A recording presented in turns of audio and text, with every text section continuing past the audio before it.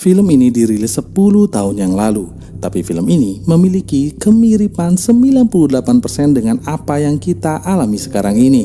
Oke, without any further ado, langsung saja kita mulai ke alur ceritanya, and welcome to Jurnal Balinesia.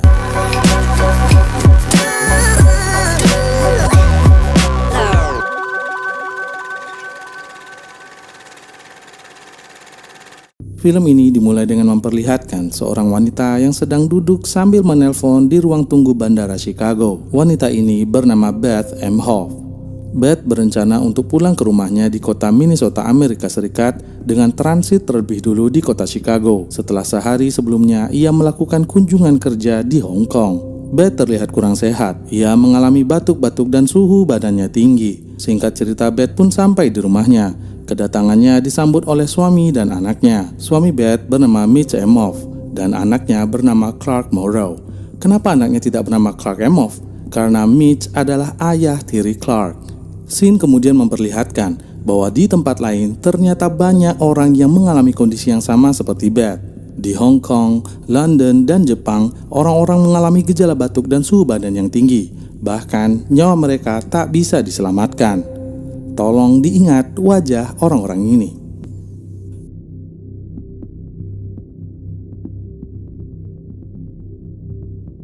Keesokan harinya kita diperkenalkan dengan seorang dokter bernama Ellie Shriver. Ia adalah pimpinan di CDC, Center for Disease Control and Prevention, atau Pusat Pengendalian dan Pencegahan Penyakit. Di depan gedung kantornya, Dr. Shriver bertemu dengan petugas kebersihan bernama Roger. Mereka berbincang sejenak, kemudian Dr. Shriver pun masuk ke dalam gedung. Di kota San Francisco, seorang jurnalis dan juga aktivis bernama Alan merespon cepat fenomena ini dengan mendatangi sebuah kantor berita. Ia berharap agar fenomena yang terjadi di banyak tempat itu bisa disiarkan untuk memperingati orang-orang akan bahaya yang mungkin saja terjadi. Alan juga mengatakan bahwa pemerintah sengaja menutupi hal ini dan ia menyebut fenomena ini sebagai penyakit industri. Tapi kantor berita itu enggan mengangkat isu tersebut karena belum ada bukti yang kuat bahwa penyakit ini akan membahayakan banyak orang. Di lain tempat, Mitch datang ke sekolah anaknya setelah mendapat laporan dari guru bahwa Clark mengalami demam dan batuk-batuk saat mengikuti pelajaran di kelas. Mitch kemudian mengajak anaknya pulang. Keesokan harinya, keadaan Beth makin memburuk. Ia tiba-tiba saja jatuh ke lantai dan kejang-kejang. Mitch segera melarikan istrinya ke rumah sakit. Beth langsung ditangani oleh dokter. Namun sayang, nyawanya tak bisa diselamatkan. Dokter rumah sakit pun menyampaikan berita duka itu kepada Mitch. Mitch terlihat sangat terpukul atas apa yang telah terjadi. Istri yang sangat ia cintai tiba-tiba saja meninggal dunia. Unfortunately, she did die. Can I go talk to her? Your wife is dead. What are you talking about? Okay. What happened to her? What happened to her? Okay. Kesedihannya tak sampai di situ saja. Babysitter yang menjaga Clark di rumah menelpon dan mengabarkan bahwa kondisi Clark memburuk. Mitch segera menuju ke rumahnya dan ternyata anaknya juga meninggal dunia setelah mengalami panas dan batuk-batuk. Scene berpindah. WHO mulai menanggapi fenomena ini dengan serius karena korban sudah berjatuhan di banyak negara. Mereka sadar penyakit ini merupakan virus yang sangat mudah menyebar. WHO menduga virus ini berawal dari salah satu kota di China dan mulai menyebar dengan cepat ke seluruh penjuru dunia. WHO juga menghimbau orang-orang di China untuk mematuhi protokol kesehatan seperti memakai masker dan mewajibkan petugas kesehatan untuk menggunakan APD.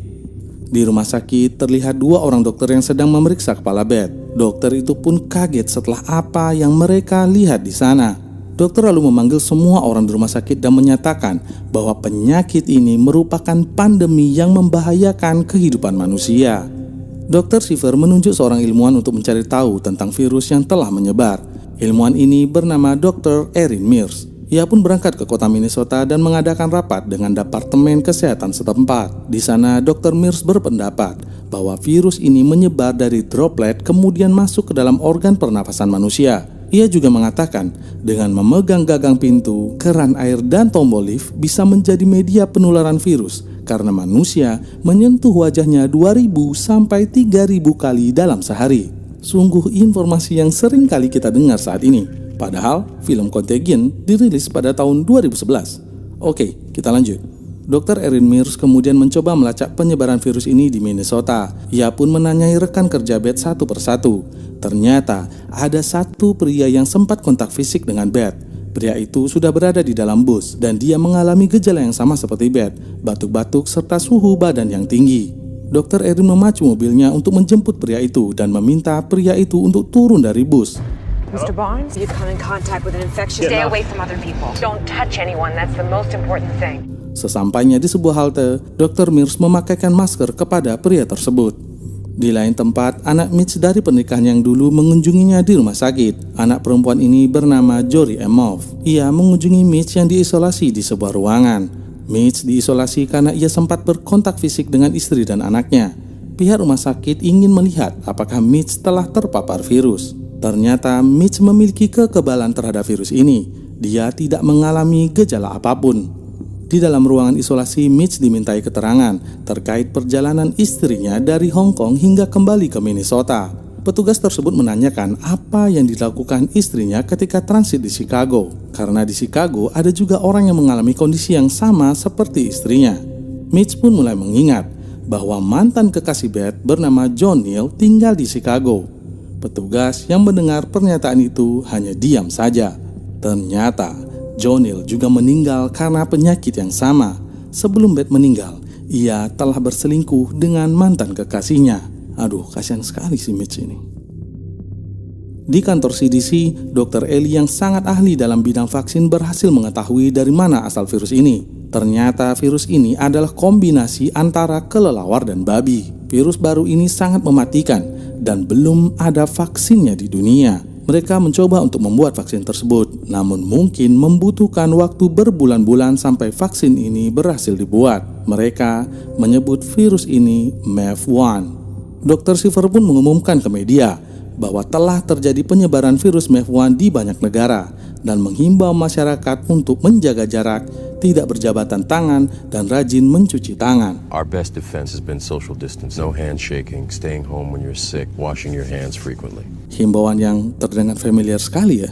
WHO juga telah mengirimkan seorang ahli bernama Dr. Leonara untuk pergi ke Hong Kong guna menggali informasi lebih dalam tentang virus ini. Di Hong Kong, Dr. Leonara dibantu oleh seorang pria bernama Sun Feng. Setelah melakukan pelacakan, Dr. Leonara menemukan bahwa kemungkinan virus ini awalnya menyebar di sebuah kasino di China. Orang-orang yang terlihat di awal film melakukan kontak dengan Beth di kasino ini dan akhirnya mereka pun meninggal.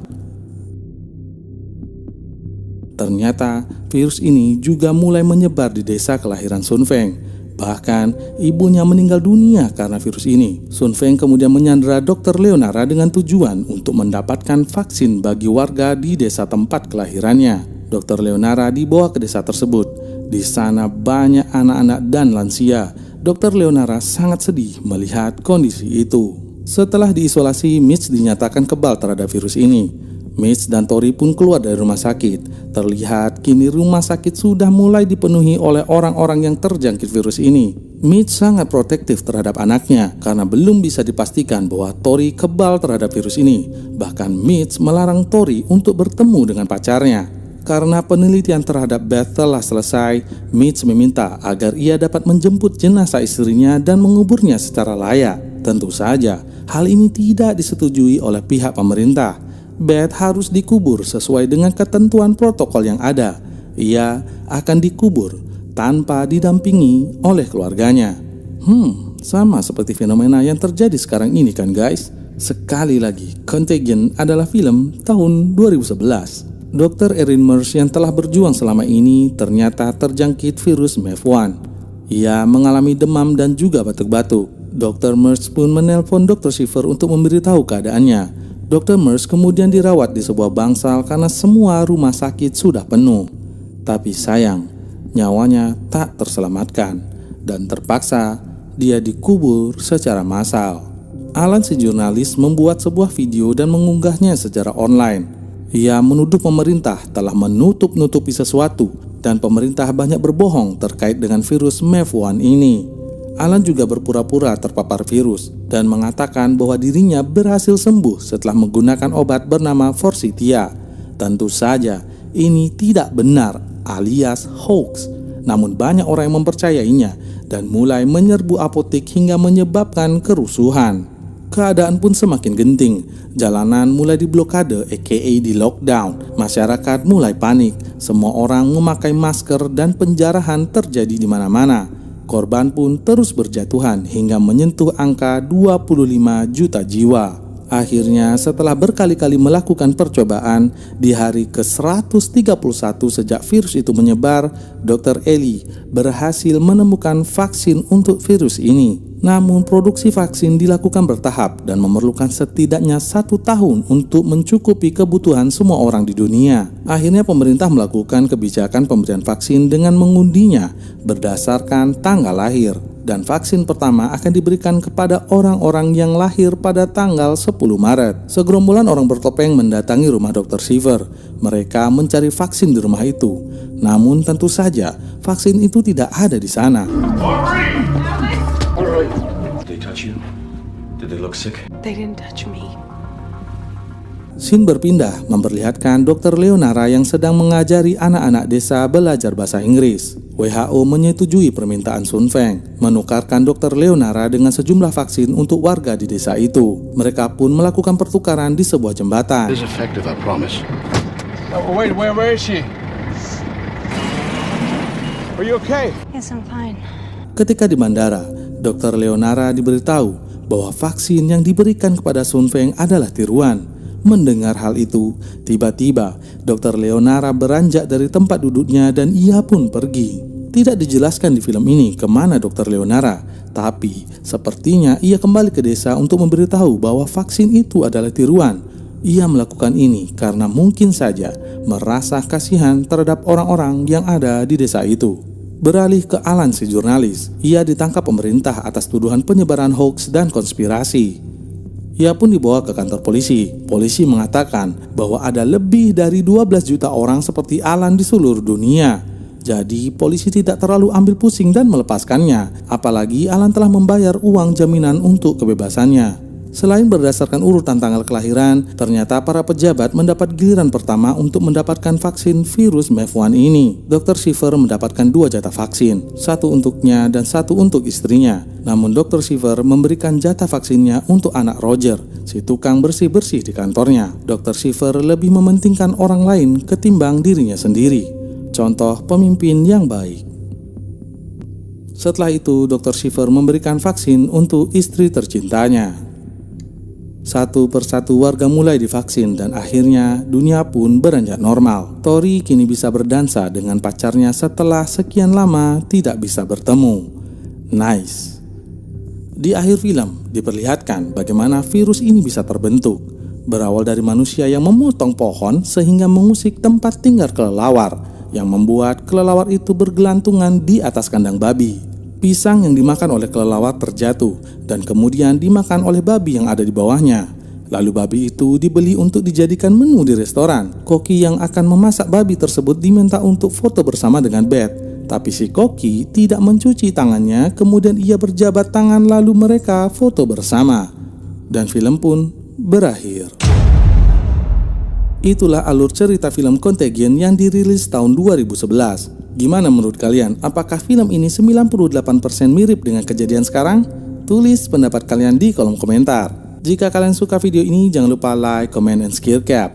Terima kasih sudah menonton video ini sampai akhir. Saya Iqbal, sampai jumpa di video berikutnya. Bye-bye.